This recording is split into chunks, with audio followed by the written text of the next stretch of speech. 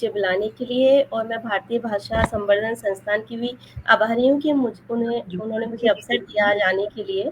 और क्योंकि ये मेरा एक महत्वपूर्ण विषय है जिस पर मैं हमेशा लिखती हूँ और चाहती हूँ कि इस विषय पे मैं लिखूँ, क्योंकि ये विषय ऐसा है जिस पे लिखने की और अभी बहुत काम करने की आवश्यकता है।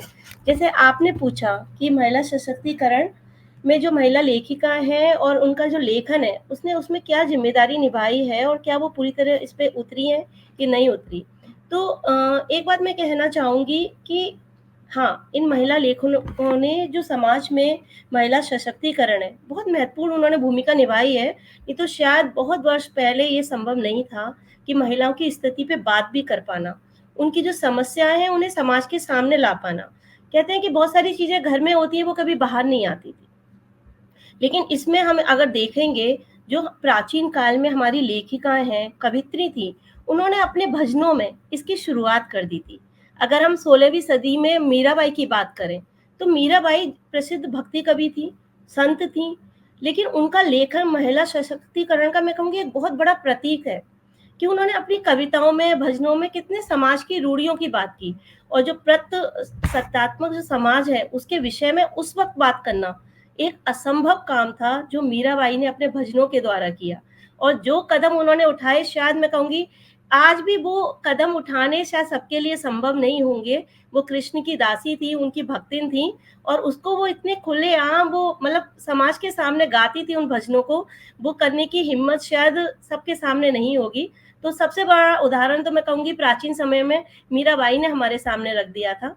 तो उन्होंने, मैं कहती हूँ कि बहुत उन्होंने एक शुरुआत की, और इसी तरह धीरे-धीरे हमारी महिला लेखिकाओं ने इसकी शुरुआत की, इस विषय पे लिखा। 18वीं शताब्दी की एक लेखिका की मैं बात करना चाहूँगी, बंगाल की कादम्बिनी गांगुली जी की, जिन्होंने जो खदानों में महिलाओं के साथ हमेशा वेतन को लेके असमानता रहती है। पुरुष और महिलाओं के वेतन कभी समान नहीं होते। अब हालाँकि इस पे काफ़ी काम हुआ है, काफ़ी नियम बने हैं, कानून बने हैं, लेकिन पहले इन पे बात करनी बहुत मुश्किल थी। तो उन्होंने ये समस्या को बहुत सामने लाई, इसके लिए उन्होंने काफ़ी काम किया।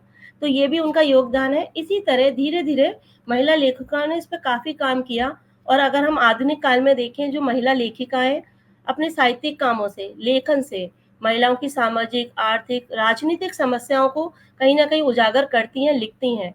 चाहे उषा जी हों, शोभा जी हो, अरुंधति राय हों, और ये तो केवल नाम है, ऐसी बहुत सी लेखिकाएँ जो करती हैं इस बात को।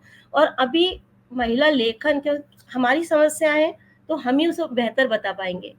तो ये काम जो है हमारी महिला लेखिकाएँ कर रही हैं, वो सच में एक उदाहरण है। तो ये कुछ उदाहरण हैं जिन्होंने अपने-अपने उपन्यासों के माध्यम से, लेखों के माध्यम से, अखबारों के माध्यम से, मीडिया के माध्यम से ये चीज़ें उन्होंने सामने लाई हैं, चाहे वो भेदभाव हो, चाहे कुरीतियाँ हों, पारिवारिक जो विडंबनाएँ वो हों, तो उन्होंने महिलाओं के अधिकारों की जो बात की, ये कुछ उदाहरण बहुत अच्छे हैं। लेकिन यहाँ मुझे एक बात लगती है कि अभी भी कहीं न कहीं महिला लेखिकाएँ जो हैं, वो जिस समाज से आती हैं, उससे प्रभावित रहती हैं, और जितने दृढ़ रूप से उन्हें अपनी बात रखनी चाहिए, उतनी वो नहीं रख पाती हैं। तो इस पर अभी बहुत काम करने की आवश्यकता है, ये मेरा एक बिंदु है, कि कहीं न कहीं जिस सामाजिक ढाँचे से हम आते हैं, जिसमें हम जीते हैं, कहीं न कहीं हमारी लेखनी में वो बात आ जाती है, चाहे जानबूझकर आए या अनजाने में, और हमारी पारंपरिक जो मान्यताएँ कहीं न कहीं हमारे लेखन को प्रभावित करती हैं।